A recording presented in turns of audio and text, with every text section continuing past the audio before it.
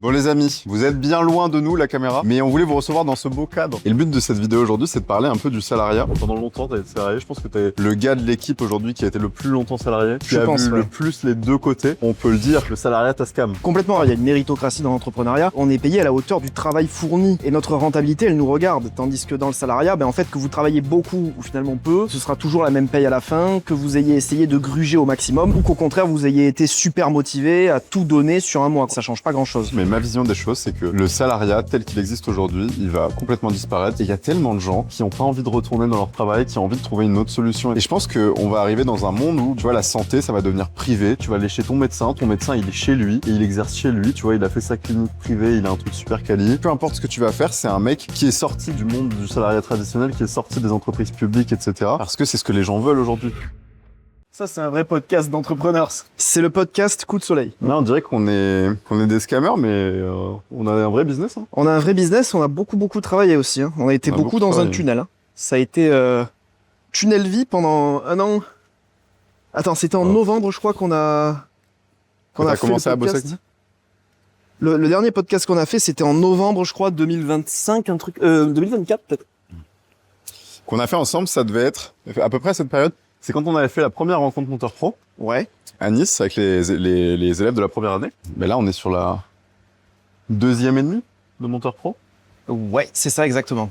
L'agence, elle a explosé. Et pas que, Monteur Pro aussi, ça a pris une vitesse de fou grâce à toi, ton travail, grâce à Mathias. Grâce à l'équipe, ouais.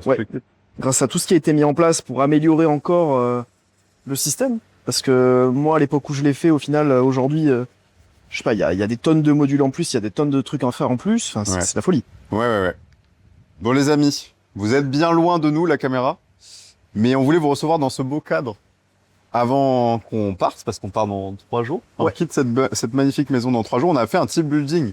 J'ai fait une petite surprise à la team. Je leur ai proposé de venir en Thaïlande dans une magnifique maison. On vous mettra des petites illustrations dans lesquelles on a travaillé, on a fait du tournage.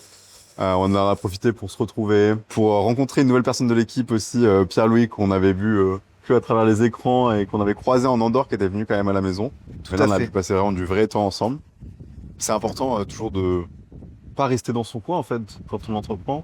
100%. Et le but de cette vidéo aujourd'hui, c'est de parler un peu du salariat. Et on l'a fait notamment avec Alexis parce que pendant longtemps, t'as été salarié. Je pense que t'es le gars de l'équipe aujourd'hui qui a été le plus longtemps salarié, qui a vu le plus les deux côtés. Et je pense que c'est super intéressant que tu puisses partager ton histoire, ton expérience, peut-être les doutes que tu avais avant de quitter ce monde du salariat, parce que finalement, on peut le dire, le salariat t'as scam. Complètement. Alors après, c'est mon expérience personnelle du salariat. Hein. Ouais. On va y arriver avec de la nuance d'entrée de jeu. Je pense que c'est important. Il y a des très bons salariés. Il y a des salariés qui ont une éthique de travail qui est immensément supérieure à certains entrepreneurs que je connais maintenant. Maintenant que j'ai un peu de recul sur l'entrepreneuriat, il y a des gens qui sont faits pour ça, qui sont faits pour le cadre et avec qui le cadre est sympa. C'est-à-dire que le cadre leur renvoie la balle et ils sont dans un système qui fonctionne bien. Ils fonctionnent bien avec le système. Bon, moi, c'était pas mon cas. J'étais dans la fonction publique.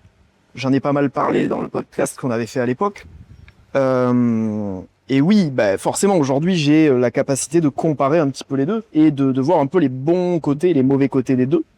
Ouais. Parce qu'encore une fois, c'est pas un système manichéen, c'est pas l'entrepreneuriat est forcément complètement meilleur que le salariat. Non. Mais bon, il y a quand même de gros avantages sur un système méritocratique, ça c'est certain. Disons que si dans la personnalité que vous êtes quelqu'un qui est capable de travailler en grosse autonomie et à aller au bout de vos objectifs, au bout des choses que vous avez envie d'entreprendre et de faire, finalement, c'est vachement plus intéressant de monter sa boîte, d'être entrepreneur dans peu importe le domaine.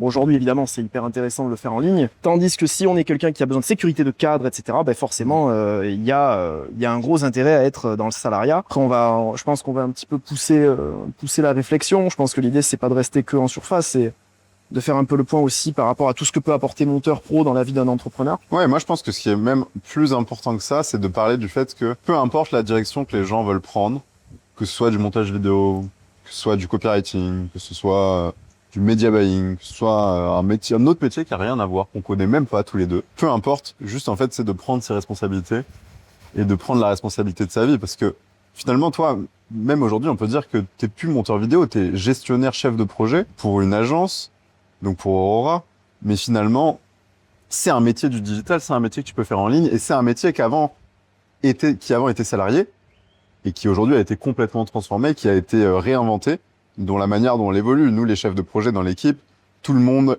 est indexé au pourcentage sur ses revenus par rapport au projet en question. Donc ça veut dire que personne n'est salarié, tout le monde gagne à la hauteur de ce qu'il a travaillé et de ce qu'il a généré pour l'entreprise. Au lieu de, bon, bah, quand on est salarié, ça se trouve, le patron, il prend 15K sur toi et toi, t'as pris 1800, quoi. Tu vois. Tout à fait, ouais. Mais ça, c'est l'énorme avantage du système méritocratique. C'est ce que je disais tout à l'heure. Il y a une méritocratie dans l'entrepreneuriat.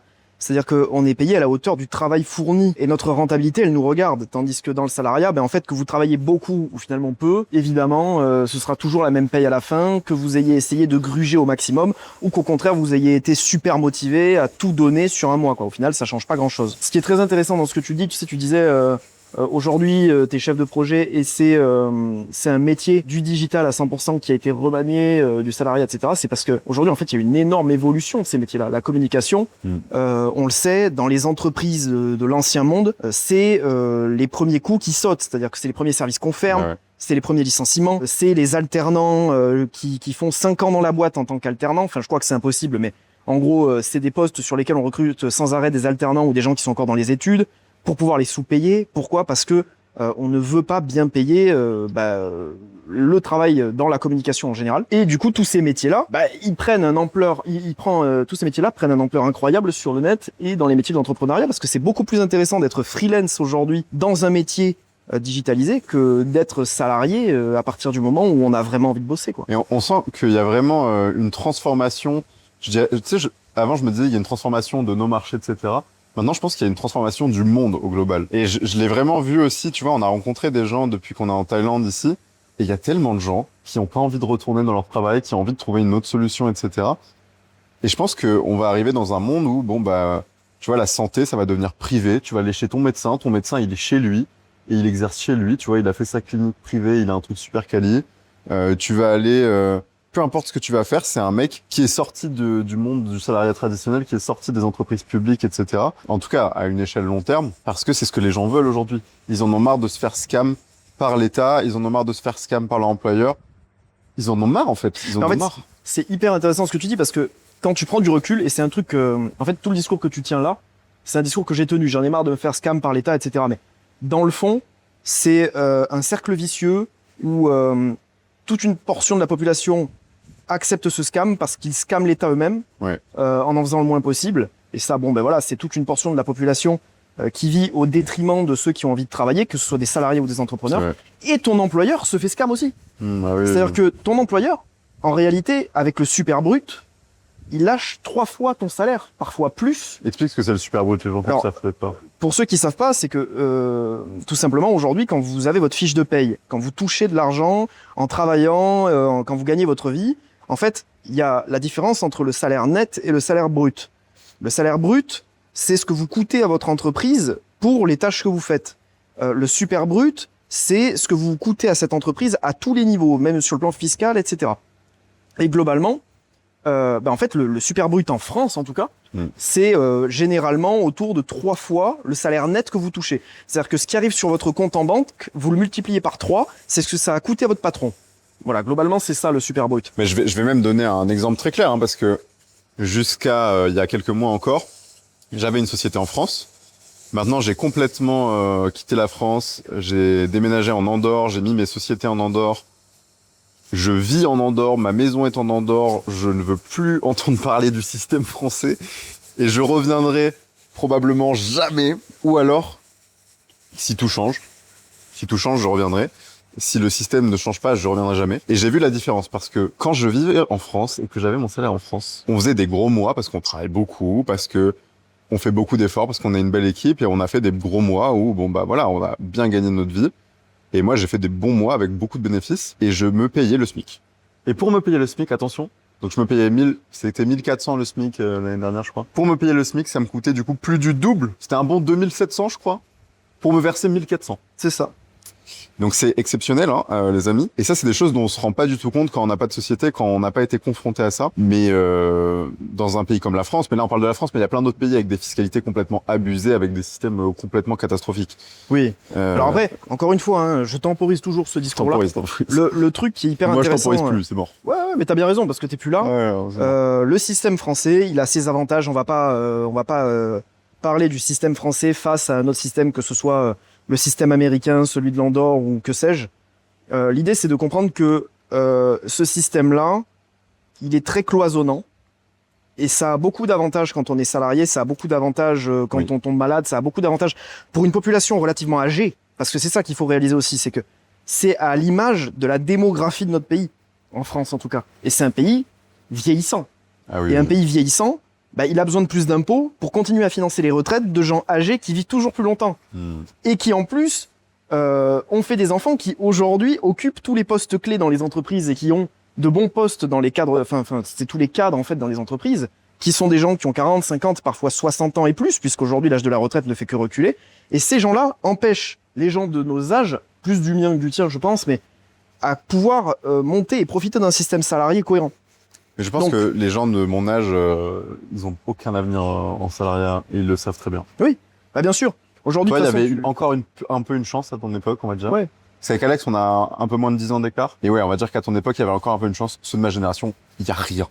Bah, il y avait une chance de McDo, rentrer, quoi. tu vois. Il y avait une chance de rentrer dans le salariat. Ce Mais que j'ai fait. Mais le problème, c'est qu'une fois que t'es rentré, tu réalises que tu t'es capé, tu peux plus monter. Oui. Parce qu'il y a des gens qui ont encore 20 ans de carrière devant eux, Ouais. qui sont devant toi et tu peux rien faire. Et c'est, enfin, moi, j'ai des potes qui sont, peut-être qu'ils se reconnaîtront s'ils voient ce podcast, mais j'ai des potes qui ont fait les mêmes études que moi, qui ont tout donné, qui ont fait des masters, qui passent 1, 2, 3 entretiens pour rentrer dans une boîte, toucher moins de 2000 € par mois.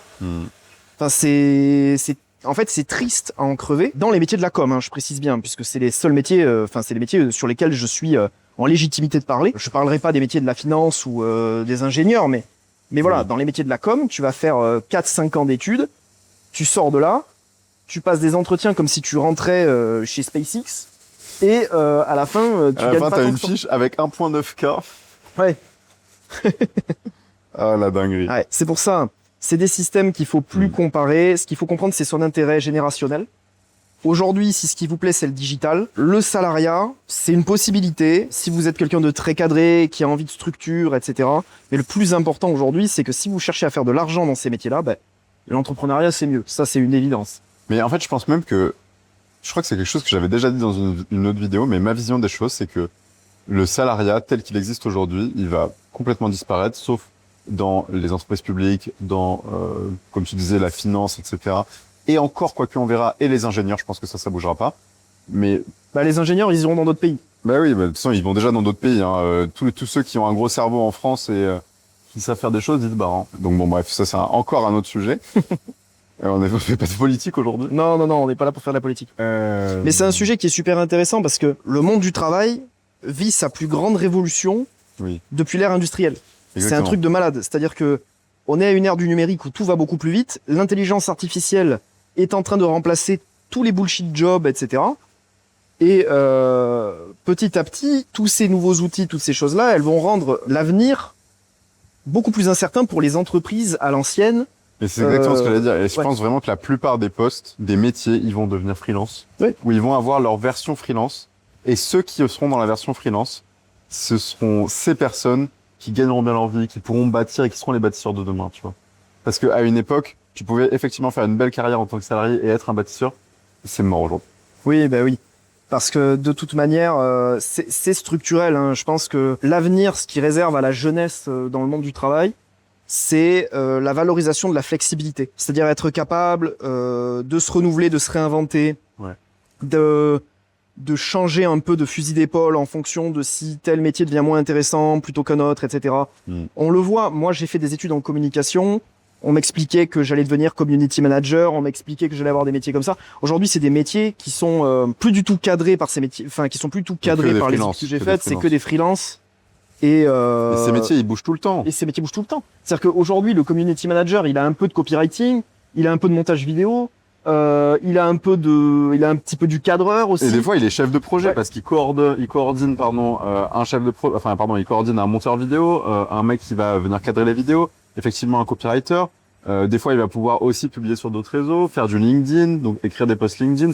Enfin, aujourd'hui, Puis le lendemain, il va gérer une campagne d'ads pour la Exactement. boîte sur laquelle il fait du CM. Du coup, il est un peu média buyer. Enfin bref, il se retrouve il se retrouve dans plein de métiers différents, éparpillés. Et en fait, il faut juste savoir où regarder, où mettre l'œil, où mettre les points d'importance pour pouvoir s'en sortir, quoi, aujourd'hui. Enfin, en tout cas, c'est le point de vue que j'ai sur ces métiers-là. Effectivement, la version salariée de ces métiers, elle est en train de s'éteindre petit à petit parce que les 3000 euros que tu ferais en tant qu'entrepreneur, les 3000 euros net que tu ferais en tant qu'entrepreneur, ben, tu pourras jamais les faire en tant que salarié. Ouais. Parce que, au mieux du mieux, si tu as fait un master, que tu as passé des entretiens de fou, tu seras peut-être autour des 2000. Et encore, en général, les tarifs d'entrée, c'est Mais après, il faut 1500 se le mètres. dire, déjà, à 2000 euros, tu vis mal. En France, oui, avec l'inflation, tu vis mal. avec 2000 euros. Tu vis mal. Il y a un Là, moment, faut arrêter. Moi, je m'en suis vraiment rendu compte par rapport à la période où j'ai gagné, il y a quelques années, 1300, 1400 euros par mois en CDI. En fait, je me rendais pas compte à cette période que je vivais extrêmement mal. Et c'est pas 500 euros qui auraient changé la donne, en fait. C'est 1000, 1500 euros de plus, tu vois. Quand tu commences à passer les 2500, 3000, allez, en France, tu peux vivre correctement, on va dire. Le mot, c'est correctement, tu vois. C'est Ouais. pas, tu vis vraiment bien. Si tu vis correctement. Après, ça dépend évidemment de ce que tu veux vivre dans ta vie et de comment tu veux vivre. Mais il y a un moment, si tu veux un peu de confort et profiter de la modernité, on est en 2026, tu vois. C'est le déclassement de la classe moyenne, il est super fort. C'est-à-dire que si quand vous étiez plus jeune, admettons, je m'adresse à des gens qui ont 20, 25, 30 ans, vous avez sûrement vécu une enfance dans laquelle vos grands-parents sont partis en vacances, ils vous ont peut-être ramené avec eux, vos parents aussi, vous avez vécu dans des maisons, et aujourd'hui, vous avez 20, 30 ans, vous êtes obligé de vous cantonner à des appartes, vous n'avez pas les moyens d'acheter une maison, vous pouvez pas vous permettre plein de choses, et encore moins de vivre la vie. En gros, le coût de la vie a tellement augmenté et les salaires n'ont tellement pas bougé et parfois même été dévalués, que le niveau de vie du français moyen, en réalité, c'est peau de chagrin, quoi. Enfin, quelque part, c'est très triste. Et en même temps, c'est le jeu parce que y a quand même des solutions. Mais tu Et, sais, ce que je trouve encore plus triste, c'est les gens qui perdent leur espoir. Ouais. Tu vois ce que je veux dire? Qui perdent leurs rêves. Et je pense que c'est aussi ça, une des grandes raisons qui fait que beaucoup de gens n'essayent même pas. Et là, tu vois, s'il y a une personne qui nous regarde, qui est pas du tout dans ce monde, qui se dit, OK, mais ils sont gentils à dire ça sur leur transat, vu sur Phuket, dans une maison, vous voyez pas les gars, mais on a une maison de fin du jeu. Ça ressemble un petit peu au Voilà. penthouse dans GTA. Hein. C'est un penthouse dans GTA, exactement. Et là, tu peux te dire, oui, c'est facile de dire ça quand on est là. Mais les gars, il y a 5 ans, on en était où, nous, il y a 5 ans? Moi, les gars, il y a 5 ans, j'avais un appart qui avait pas de toilette, d'accord? Donc, pour aller aux toilettes, j'habitais au-dessus d'une série de garages, et pour aller aux toilettes, il y avait un toilette pour tous les trucs. J'allais à l'autre bout du monde, à marcher la nuit, genre je marchais 3 minutes pour aller aux toilettes dehors. Enfin bref, j'ai Attends, travaillé, si j'ai avancé. Si tu veux comparer les trucs comme ça, tu sais, on fait des paliers. Vas-y, dis-moi. Moi, je me levais à 4h30 du matin, Ok. qu'il pleuve, qu'il neige, qu'il Ah vente. ouais, c'est dur. Je montais sur un vélo Ok. et je traversais tout Toulouse à vélo en évitant les camions poubelles. Et je slalomais entre les poubelles, les camions, les trucs, les enfers Les mecs pour drogués. arriver jusqu'au boulot, quoi. Et les mecs drogués. Ok. Pas Eh mal, oui. pas mal. J'ai pas eu ça. C'est pas mal, ouais. Alors que bon, aujourd'hui, mine de rien, je travaille depuis chez moi et même si je bosse beaucoup plus qu'avant, c'est quand même vachement sympa. Je t'ai coupé du coup dans. Ouais, dans mais la en fait, petite- c'est juste pour dire, cette part de rêve, il faut jamais la perdre. Mais même dans tous les aspects de sa vie, enfin, je trouve, c'est ma philosophie sur ça. Dans tous les aspects de sa vie, il faut pas perdre cette part de rêve. Alors, des fois, c'est plus dur que d'autres fois, parce que des fois, on a que des emmerdes qui nous arrivent, et bon, enfin, moi aussi, les gars, hein, des fois, j'ai que des emmerdes, hein, et toi aussi, et ceux qui sont avec nous dans la maison là-bas, ils sont en train de régler des emmerdes, d'ailleurs, on est Ouais. en train de les voir, là. Là, on les regarde, ils règlent 100% des emmerdes. Et en plus de ça, c'est des emmerdes dans le cadre d'une agence. C'est de l'humain, les 3 quarts du temps. Ouais. Donc on gère des humains et l'humain, il est blindé de pensées limitantes, de perceptions différentes, etc. Nous, on a les nôtres. Les gens avec qui on travaille, ils en ont Mais d'autres oui. encore. Et en vrai, d'un côté, c'est passionnant et d'un autre, C'est un casse-tête. c'est un casse-tête. C'est un casse-tête. Là, tous les matins, on se lève, on résout un casse-tête. Et tout ça pour dire que tu me donneras ton avis sur ça, mais moi, il y a quelques années, je m'étais jamais dit que ce serait possible d'arriver dans cette maison, de pouvoir la payer en mode, bon, bah voilà, les gars, on profite de l'endroit, Merci encore. Hein. avec plaisir. Et juste, on passe un bon moment, on travaille, on renforce nos connexions, et on est en train de construire une vraie boîte qui est en train de se pérenniser, qui est en train de devenir quelque chose de long terme. On bâtit, tu vois, et là, on devient vraiment des bâtisseurs. Moi, ce que je trouve génial, c'est qu'il y a eu chacun un peu son rôle là-dedans. C'est un Bien truc sûr. extraordinaire. C'est-à-dire qu'il y a d'abord, il y a toi qui as eu une vision. Cette vision, tu l'as suivie coûte que coûte, tu vois. C'est-à-dire que tu t'es forcé à y croire, même au départ quand c'était rien du tout. C'est ça, quand au début, il y a rien, bon, Parce que c'est ça aussi, c'est que les gens, ils partent du principe que tu vois, il y a peut-être eu un coup de pouce au début, que dalle. Non. Toi, c'est full montage, Ah oui. full montage, full courage. Bah, qu'est-ce que tu veux comme coup de pouce? Non, il y avait pas de coup de pouce, mais c'est moi qui ai mis les coups de pouce, je les ai mis tout seul. Voilà, j'ai mis les coups de pouce tout seul. Et après, bon, bah, j'ai rencontré des super gars et qui ont mis des coups de pouce aussi, ils ont mis leurs coups de pouce, tu vois. Notamment toi. Il y a Et les gars qui sont là. Moi, je trouve que s'il y a des gens qu'on peut remercier là à l'heure actuelle, il y a juste en face, il y a Stéphane et Pierre-Louis. Et Stéphane et Pierre-Louis qui sont en train de régler des problèmes d'IA de malades. Exactement. C'est vraiment les boss. Il y a Stéphane il y a Malo à l'étage du dessus. Alors, faut savoir qu'on a plusieurs étages. À chaque étage, on a un travailleur. Ouais, c'est un peu ça. On a Malo qui est en appel avec l'équipe sales, avec Marion, avec Crespin, qui travaille avec nous. Il est au Bénin, Crespin. Si tu passes par là, Crespin, Ouais. j'espère que tu vas On bien. t'embrasse, on te remercie. Merci pour le bon job. T'es vraiment au top, Crespin. Okay. Moi, ce que je trouve génial, c'est qu'il y a eu un petit peu cet effet, tu vois, d'engouffrement où toi, t'as eu une vision. Derrière Stéphane, tu vois, il a pris le relais sur la partie agence. Il y a Malo qui a pris le relais sur la partie sales. Puis vous m'avez fait venir. Moi, j'ai posé des espèces de structures un petit peu à chaque genre, puisque comme je viens de la fonction publique et de l'administration, ben la structure je connais que ça, donc c'est un peu mon job de poser les joints, quoi. Après t'as des mecs comme Mathias ou comme Louis qui vont travailler comme des fous pour que les élèves de Monteur Pro ils deviennent globalement les meilleurs professionnels sur ce marché-là, et c'est extraordinaire. Enfin, l'aventure humaine elle est extraordinaire. Tous les gens qui rejoignent Monteur Pro ils le sentent. Ouais. Et moi j'aimerais remercier aussi tous les élèves, tous les gens qui ont fait ce choix de nous faire confiance, parce que tous les jours c'est un truc qui est plus motivant que les sous qu'on fait. C'est les humains qui nous rejoignent. Toutes les semaines, je reçois des messages des élèves. Peut-être que c'est aussi ton cas. Hein. Et les personnes de l'équipe qu'on appelle les recruteurs, ceux qui font les appels pour lancer les nouveaux élèves, ça leur arrive toutes les semaines aussi. Et clairement, c'est une bénédiction en fait de voir qu'on apporte du bien à toutes ces personnes, 100%. qu'on les aide à changer leur vie. Donc merci de nous avoir fait confiance. Et on va pas vous décevoir pour la suite, les amis. Nous, on 100%. est toujours là. Et on est en train de construire une grosse boîte. J'espère qu'on pourra toujours vous inspirer. Enfin bref, moi, ce que je voulais dire en commençant tout ça, c'était de ne jamais arrêter de rêver. Peu importe ce que vous voulez faire, peu importe si le rêve a l'air irréaliste, c'est pas grave. Faites quelque chose d'irréaliste. Au pire, ça marche pas. Tant pis. Au pire, ça marche. Au mieux, plutôt, ça marche. En fait, Et vous allez avoir des choses et vivre des choses que vous ne pouvez même pas imaginer aujourd'hui. Et je sais que là, je suis en train de construire la suite et je vais vivre des choses, avoir vraiment dans le matériel aussi, etc. Des choses que je ne peux même pas imaginer. faut croire en vous en fait. Moi je pense que il y a plein de moments dans la vie où on sait pas trop où on en est, etc. Il faut se recentrer sur soi, s'assurer de quoi on est capable, parce qu'on est tous capables de quelque chose, et faire les bons choix. Moi je pense que ça tient qu'à ça, croire en soi, avoir de la foi pour soi-même, c'est très très important. Moi en tout cas c'est le sentiment que j'ai aussi de ce qui m'a amené ici. C'est aussi une mise au service, c'est aussi du don. C'est aussi être capable à certains moments d'être dans une dynamique où on a envie de faire péter quelque chose, hein. Parce que c'est souvent à notre détriment qu'on fait ces choix-là. Il y a des gens dans Monteur Pro, par exemple, qui font beaucoup d'argent sans passer par l'agence, Ouais. qui font ça tout seuls, dans leur coin, et qui croient en eux qu'ils le font, et c'est un truc de malade aussi, c'est incroyable. Et il y a des gens qui sont prêts à surdélivrer pour que, la mission de groupe perce aussi, quoi. Et ça, c'est génial. C'est absolument génial. Mais pour en revenir au salariat, tu sais, tu disais, je fais le lien avec ce que tu disais juste avant, ta vie d'avant. Je pense qu'il y a pas mal de gens qui aimeraient bien savoir un petit peu d'où tu viens après l'atelier Missor, etc., ce genre de choses. Après l'atelier Missor ou... Ouais. Tu vois, comment... Je pense qu'il y a plein de gens qui se posent la question de comment ça s'est créé aussi, tu vois, Monteur Pro et... sans parler de Monteur Pro, d'Aurora, tu vois, tout ce qui s'est passé après, comment t'as eu l'idée, comment ça en s'est fait, structuré. j'ai vraiment fait un tunnel, que du montage pendant 1 an. Je fais que ça, tout le temps. Tout le temps, tout le temps, tout le temps, tout le temps.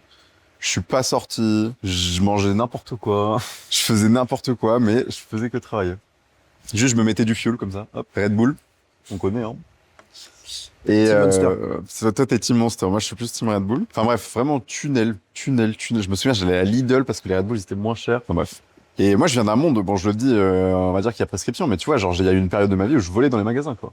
Tu vois, pour manger, en fait, pour manger des protéines. Ça coûtait trop cher, tu vois. Et juste, j'ai tabassé le travail. Et en fait, j'ai pu passer de 0, donc c'est-à-dire littéralement 0, hein, sur le compte. On parle pas de, oui, mais il y a mon père qui avait 10 000 euros pour moi sur un compte bloqué. Non, il y avait 0. J'en avais rien. On parle de ça à, au bout d'1 an, j'avais économisé peut-être 15 000 euros, un truc comme ça. J'avais fait 40K sur l'année. Et je me suis dit, ok, non, mais attends, là, il y a vraiment un truc à faire.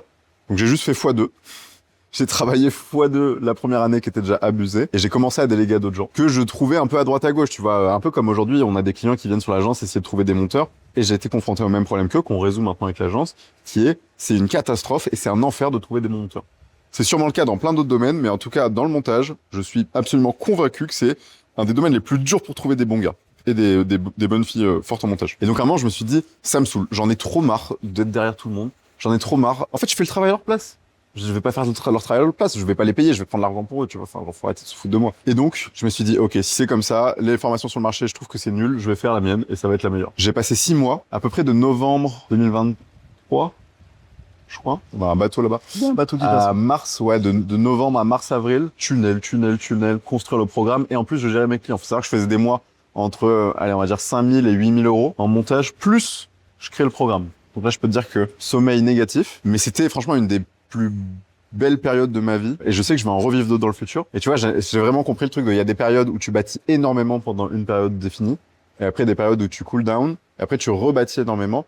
Et c'est pour ça, tu vois, quand je faisais les appels, maintenant on a des personnes de l'équipe qui font ça, mais quand je faisais des appels avec des personnes qui voulaient rejoindre Monteur Pro, il y en avait beaucoup qui me disaient, mais j'ai peur de travailler beaucoup trop, que ce soit ça toute ma vie, etc. Mais non, mais c'est une période. Mais si tu fais jamais cette période, juste tu vas rester dans ta situation. Alors que si tu prends 6 mois, 1 an de ta vie et que tu te donnes à 200%, bah peut-être que l'année que tu vas vivre après, ça va être la plus belle année de ta vie puisque tu vas être beaucoup plus au calme, etc. Moi, je sais que là, l'année que je suis en train de vivre, ça va être probablement ma plus belle année parce que tout est construit, tout est bâti. Et maintenant, bah, il faut continuer de faire avancer les choses, continuer de construire sur ce qu'on a construit, mais on part pas de zéro. Et c'est ça qui est trop bien. Ouais, il y a une congruence dans tout ce que tu fais. Et, je pense que l'entrepreneuriat, c'est un peu ça aussi, tu vois. Enfin, en tout cas, le freelance en montage vidéo, c'est au début, ben, tu rames un peu à faire démarrer la machine. Et c'est normal. Ouais. Tu fais tes premiers euros, tu commences à comprendre comment ça va marcher, et puis tu itères, tu le fais plus, tu règles des problèmes, t'accélères le système. Forcément, ça fonctionne. Ah, on a Pierre-Louis qui nous rejoint. On est en plein tournage. Viens de présenter. Mais c'est pas grave, on regarde la cam. Donc ça, c'est Pierre-Louis. Donc les amis, on vous présente Pierre-Louis. Bon les gars, vous aurez fait la connaissance de Pierre-Louis. Un extraordinaire chef de projet. C'est le beau gosse des chefs de projet. Ouais. Le maître de l'IA, le maître de Claude. C'est le maître de Claude, exactement. Le maître de Claude. Ah, j'ai une crampe là de la muscu tout à l'heure. Je te l'ai dit tout à l'heure, je t'ai dit, Ah ouais, non, toi t'as demain raison. tu marcheras pas. Ah ouais, je marcherai pense que pas c'est la demain. réalité du truc. Ouais. Je pense que ce soir, je marche pas déjà. C'est maintenant podcast muscu. Podcast Du coup, tu fais muscu. des grosses séances jambes de fou furieux. Non. J'ai un peu arrêté les jambes parce que ça me cassait trop mon système nerveux et je pouvais plus travailler. Du coup, j'ai un peu baissé. Mais ma séance jambes, elle fait 3 exercices, mais un qui fait 5 séries. Ok, ah oui, c'est pour ça que. C'est pour ça que ça dure 1000 ans. Ah oui. Tu vois, le mec giga musclé qui attendait là. Ouais. Il a attendu 1000 ans la presse. Il en pouvait plus de toi. Et du coup, bah, Monteur Pro, on l'a lancé. Et en fait, dès le début, il était déjà vraiment bien le programme. Et on a continué de l'améliorer. Et maintenant, c'est un truc, il y a 200 étapes de formation. Enfin, tu vois, C'est ça. je peux t'assurer que si tu prends une formation CPF, parce que j'ai vraiment fait une bonne étude de marché avant de lancer tout ça. Formation CPF, tu vas être avec 30 modules, Ouais. que des trucs de base que tu peux trouver sur YouTube. Et tu vois, d'ailleurs, c'est un truc que, pareil, des gens peuvent avoir comme peur de se dire, ok, mais c'est des choses qu'on peut trouver sur YouTube. Bah oui, tu peux trouver 30% de ce qu'on voit dans Monteur Pro sur YouTube. Maintenant, ça t'aidera pas à trouver des clients. Ça, je peux te l'assurer. Et même, il y a un autre truc à prendre en compte concernant Monteur Pro et ce qu'on peut trouver sur YouTube, c'est que l'astuce de se dire, ouais, mais de toute façon, tout est sur YouTube, ça marchait il y a 10 ans, allez, 5 ans. Aujourd'hui, de moins en moins, parce que les logiciels, ils sont mis à jour sans arrêt. On a des outils IA qui pop tous les mois. Et du coup, tout ce que vous regardez sur le net, si vous le regardez pas au moment donné où ça sort, c'est probablement déjà obsolète. Hein. Oui, et je pense qu'il y a un truc qu'il faut rajouter par rapport à ça, c'est l'histoire de on peut tout trouver sur YouTube. Si c'est sur YouTube, précision, c'est que quelqu'un derrière a un business pour vous apprendre à faire ça à grande échelle. C'est comme ça que ça fonctionne. Hein. Enfin, dans la vie, quand on veut devenir un expert, il n'y a rien de gratuit. Si on veut apprendre des bases, il y a plein de choses de gratuit. Et si on veut devenir un expert, il y a rien de gratuit. Admettons, tu veux apprendre, je sais pas, le portugais. Oui, sur Internet, il y a des bases pour apprendre le portugais, avoir un bon niveau, être à peu près habile en portugais. Mais je sais pas, tu pourras pas trouver un job full-time en parlant portugais comme ça, tu vois, si t'as pris aucun cours. Alors que si tu veux apprendre le portugais, être vraiment très bon et parler couramment, fluidement, bah tu vas être obligé de prendre des cours, tu vas être obligé d'aller dans le pays et de pratiquer. Et c'est exactement ce qu'on fait dans Monteur Pro. On te donne des cours. J'ai perdu ma bouteille d'eau. On te donne des cours. C'est le podcast venteux. Et on te fait travailler dans le concret. C'est-à-dire qu'on te donne des vrais projets pour que tu puisses travailler. Et Oui, je pense que ça, c'est quelque chose que les gens comprennent pas. Ils se disent, il y a tout sur Internet, donc c'est sûr que je vais y arriver. Moi, je peux t'assurer que si je veux apprendre quelque chose sur Internet et que j'ai pas un truc défini qui m'emmène dans la bonne direction, je vais faire n'importe quoi. Je vais apprendre un peu des choses. Ça, il y a aucun doute que je vais apprendre un peu des choses. Mais je vais faire n'importe quoi. Et d'ailleurs, c'est pour ça qu'aujourd'hui, dès que j'ai besoin d'apprendre une nouvelle compétence, de level up sur quelque chose, je prends soit un livre, soit une formation, soit un coaching avec la personne qui a la solution à mon problème, en fait. 100%. Parce que j'ai pas aussi ma vie à perdre à chercher partout sur YouTube. Bon, bref. Concrètement, si on parle du montage, admettons, tu vas sur YouTube, tu tapes tuto Premiere Pro. Ok, admettons, tu t'apprends tout super vite et admettons, il n'y a pas d'obsolescence dans les vidéos et t'apprends à monter, super. Est-ce que tu sais monter vite? Est-ce que ça va t'apprendre à être rentable? Est-ce que ça va t'apprendre à interagir avec ton premier client? Même mieux, est-ce que quelqu'un va te rassurer à chaque fois que tu auras un doute? Ça, c'est exceptionnel. 100%. Tous les jours, dans Monteur Pro, j'ai des élèves qui ont des doutes sur plein de sujets et c'est normal, c'est normal. Encore cette nuit, puisque là, on est en Thaïlande, donc il y a un décalage de 5 heures. Et ce matin, on se lève, on reçoit un message d'une des élèves qui est super paniquée, etc. Mais qui va la rassurer si elle est pas dans Monteur Pro? Mais nous, on va pouvoir lui dire, OK, quand est-ce que tu es dispo aujourd'hui? On t'appelle. Et Malo l'a appelé tout à l'heure. Et en fait, c'est des choses qui n'existent pas quand tu es tout seul sur YouTube. Bien sûr. Qui va te rassurer? Personne. Personne. Tu vas être tout seul. Donc bon. C'est une manière de fonctionner. Moi, j'ai fait la voie tout seul pour devenir monteur. C'était pas marrant. Ça a pris plus de 2 ans, tu vois. Bien sûr. Mais t'es l'exemple type que, oui, ça peut le faire, mais ça peut le faire à condition d'avoir le temps. Parce que t'as sacrifié. C'est-à-dire que ce temps j'étais jeune, j'étais très jeune. J'ai commencé très tôt. T'as commencé à 17 ans. J'ai commencé à gagner de l'argent, je devais avoir, à 16-17 ans, je commençais déjà à gagner de l'argent. Mais j'en fais depuis que j'ai 13 ans, tu vois, le montage. Ouais. Oui, en tout cas, en gagnant de l'argent, c'est 16-17 ans. Ouais. Donc 16-17 ans. Aujourd'hui, t'en as 21. Je vais avoir 22. Bientôt 22. Et en fait, c'est une question d'expérience. C'est quand même une question d'expérience sur des années. Donc ça veut dire que quelque part, le temps que t'as mis à faire ça tout seul, c'est le temps que t'aurais pu passer à la fac, c'est du temps que t'aurais pu passer à apprendre autre chose, etc. dans un cursus classique. Donc toi, t'as fait ce sacrifice. Aujourd'hui, Monteur Pro, c'est faire ça en 6 mois, quoi. Et c'est le truc extraordinaire. Et je voudrais revenir du coup au sujet du salariat, etc. Ouais. C'est parce que c'était ça à la base le fil rouge, ce qui est, je pense, le meilleur profil aujourd'hui dans le montage vidéo, parce que je disais, il y a des gens qui sont faits pour le salariat, il y a des gens qui sont faits pour l'entrepreneuriat. Les profils que je trouve extraordinaires dans Monteur Pro, c'est souvent des gens qui sont encore salariés, qui démarrent Monteur Pro, qui commencent à faire des sous, qui ont des compléments de salaire, donc ils ont la sécurité du salariat d'un côté. De l'autre, ils commencent à créer une base solide sur le montage vidéo en générant des premiers revenus, etc. Ouais. Ils n'ont pas le stress de tout lâcher d'un coup pour se lancer à fond dedans, comme ce que j'ai fait moi, par exemple. Rétrospectivement, moi, je peux pas dire que j'ai fait une erreur parce que j'avais pas le choix. Dans la fonction publique, il n'y a pas de chômage quand tu pars et t'as pas le droit au cumul d'emplois. Donc, j'aurais pas pu créer une auto-entreprise de toute manière. Donc, moi, j'ai pas de regret à avoir là-dessus. Oula. Il y a un fruit qui est tombé juste à côté du tel. Exceptionnel. Ouais. La Thaïlande, les aléas du direct. Il manque plus qu'un singe qui choure le tel. C'est ça. Bon, là. POV du singe, fin du podcast. Ça fera un bon hook. C'est clair. POV, un singe a volé mon tel. Tout ça pour dire que je trouve que le format où t'es salarié, ça se passe bien, t'as ta routine, t'as ton système qui fonctionne à peu près, mais t'as envie de plus. Tu vois que de toute manière, t'as un plafond de verre, que tu pourras pas évoluer beaucoup plus dans les prochaines années parce que même si tu prendras peut-être des petites augmentations, mais tu pourras pas augmenter beaucoup plus parce qu'il y a des gens qui attendent de partir à la retraite et qui sont sur les postes sur lesquels, toi, tu vas pouvoir passer éventuellement. Mais en fait, ce qui est extraordinaire avec Monteur Pro, c'est que tu vas pouvoir faire un complément de revenu, apprendre un nouveau métier, être dans cette flexibilité dont on parlait tout à l'heure et qui est l'avenir, pour moi, du monde professionnel. Parce qu'on est sûr qu'en ayant plusieurs cordes à son arc et en étant versatile, t'auras pas la problématique de te retrouver sans rien un jour. Parce que un CDI, spoiler alert, c'est pas une sécurité autant qu'on le croit. Si la boîte, elle ferme, si elle arrête de vous payer, si c'est la banqueroute, vous faites comment? Vous allez avoir peut-être 1 an de chômage, 2 ans, et après, c'est parti. Hein, et après, force à vous, les gars. Hein. C'est ça. Et ça, c'est si vous êtes en France. Mais bon, tout ça pour dire que le meilleur format pour moi, c'est un hybride entre salariat et entrepreneuriat. Ouais.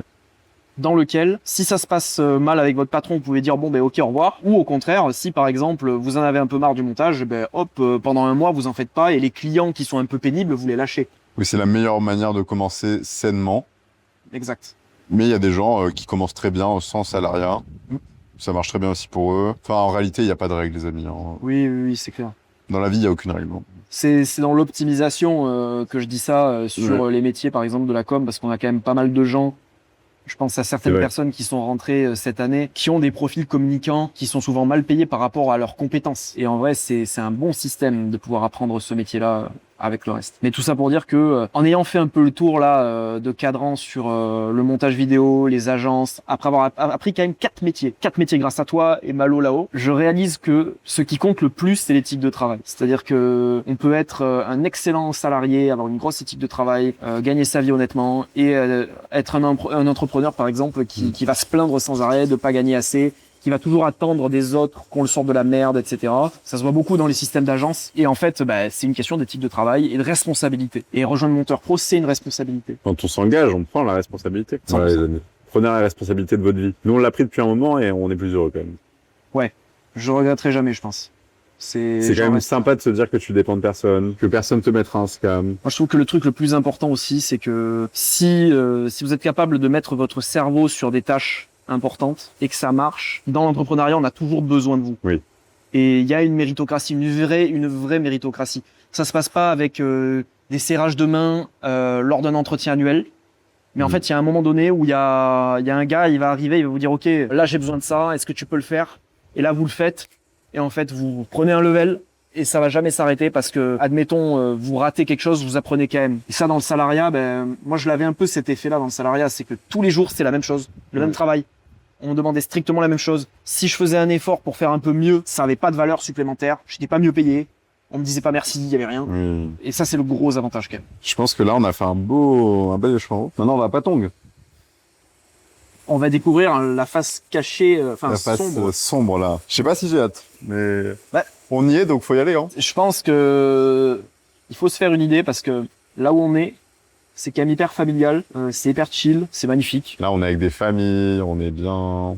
Les tailles, ils sont trop gentils. Ouais. Et je pense qu'il faut quand même, pour vraiment apprécier le pays, il faut voir les bons et les mauvais côtés. Ouais. Après, on se fait peut-être une idée de fou. Mais ce sera décevant, ouais. Et aussi bien, en fait, on va traverser ce quartier et puis. Enfin, il y aura un Let's vlog, see, hein, hein. de toute façon.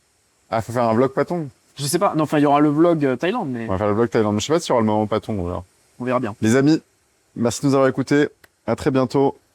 Et prenez vos responsabilités dans votre vie tous les jours et au boulot. Et il y a une éthique